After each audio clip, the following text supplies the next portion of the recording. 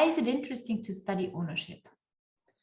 Well, first of all, I think the concept of ownership is just fascinating because it's a basic principle of human interaction that seems to be present in most cultures, as we've seen in Rodman studies.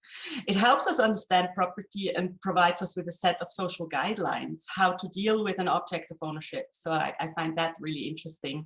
For example, who is entitled to use an object of ownership? So it helps us with that.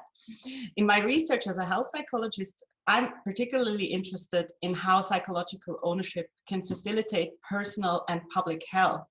And for example, in our studies in the Global South, we are trying to understand whether psychological ownership can help promote the sustainable management and use of community-based safe water sources and to prevent waterborne diseases. So I think it has also some really applied implications. So many reasons why I think it's very interesting to study ownership.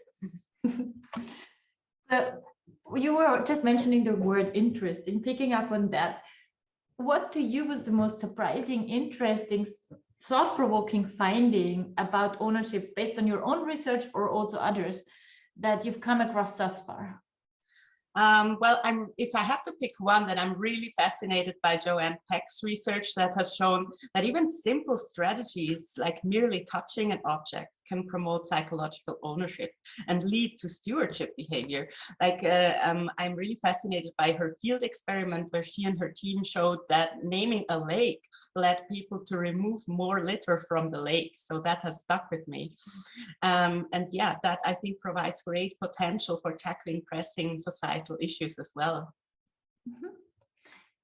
You lead perfectly to the next question. So there's loads of societal issues out there. Pick all, whatever. Where do you see the role of ownership, possession, property, this whole complex of phenomena that are interrelated in those societal issues?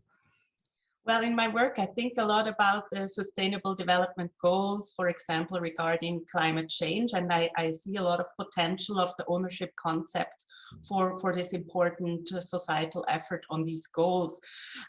Because as I just said, the work of some researchers has shown that it helps to promote stewardship behavior. It also gives us a really good framework to maybe promote better participation of stakeholders who are working to solve these societal issues. So I think there is enormous potential in that. So for example, when we can use ownership theory to derive interventions, how can we promote ownership at best? And then how can this maybe lead to more favorable consequences, such as the management of common pool resources? So yes, I think that has enormous potential. Mm-hmm. Thanks. So I'm already coming to my last question, a personal one. What's your own most valuable possession? And you can use the term valuable in whichever sense you want. I had to think long and hard about this one.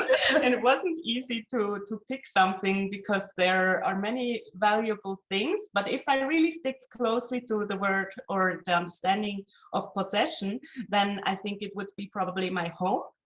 That I own and that I share together with my partner. And yeah, that's probably my most valuable possession.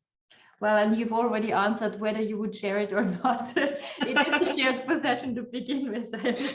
Yes, I share it with my husband, but I'm also really happy to share it with other people as well. So I think it's something that fills me with pride to invite people to my home and host them here. So yeah. Excellent.